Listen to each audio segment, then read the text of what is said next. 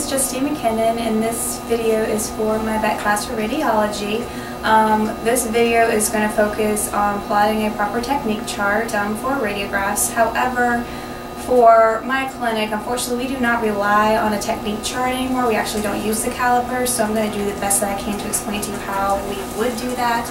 But let me just go over briefly on what we do here.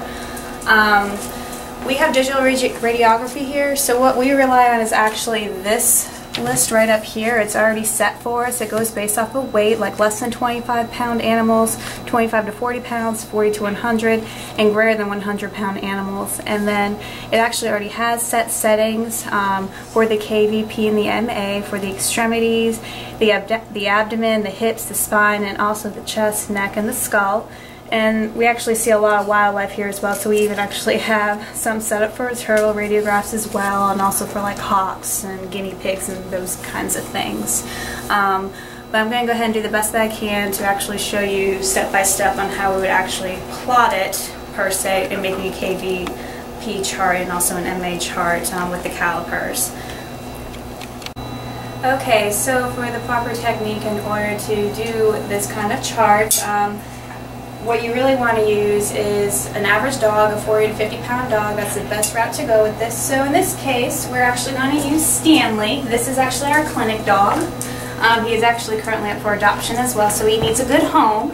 But basically all you would do, you would take the calipers here, and let's say we wanted to focus on the abdomen per se.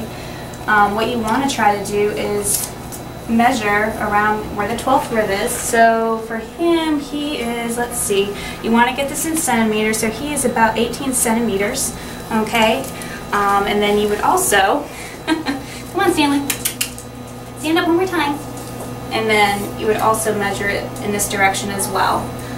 It's normally best for these guys to do it in lateral recumbency, but once you have that measurement, then what you're going to do in order to actually get the KVP, you're actually going to use Sante's rule, which is basically taking 2 times the thickness in centimeters, which is the measurement that you got from the calipers, and then you're going to also add that to the source image distance. So let's just do an example of like 40 inches per se, and then if needed, we can also add in a grid factor to that as well.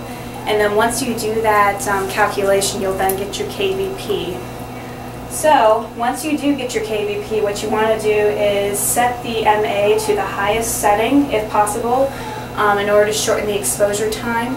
You are then going to take that radiograph, okay, you're going to examine it. Most likely you're going to take maybe about 4 to 5 more radiographs, basically increasing or decreasing the amount of KVP but leaving the MA the same.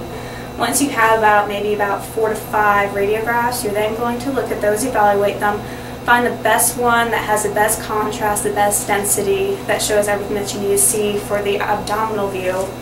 And then you're actually going to plot that on the chart, and then decrease possibly maybe the KVP to about 2 or so. You can go all the way down to a little Chihuahua or all the way up to a Great Dane, and then you'll actually have your proper technique chart for the abdomen for any size dog that you would have. And then you would also go ahead and do that for like extremities, the thorax as well. And that is about it. Thank you.